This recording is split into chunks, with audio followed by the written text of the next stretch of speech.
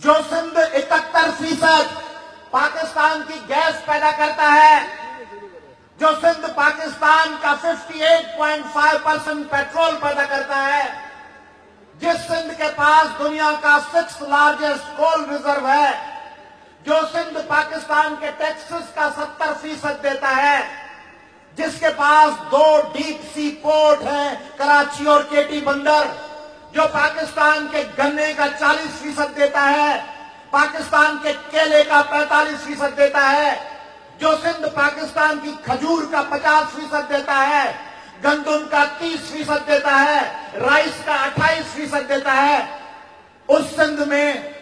माएं अपने बच्चे बेच रही हैं। उस सिंध में ये अकलियती भाई हैं, उनकी अंजलियां, उनकी रिंकलें, लताएं और आशाएं अगवा हो रही हैं। इस उमरकोट में दिन दिहाड़े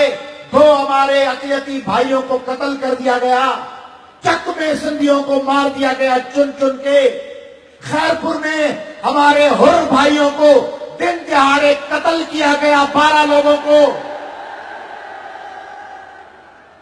ये सिंध चला रहे हैं आप, जरदारी साहब, और वफाक ये सिंध चलने दे रहा है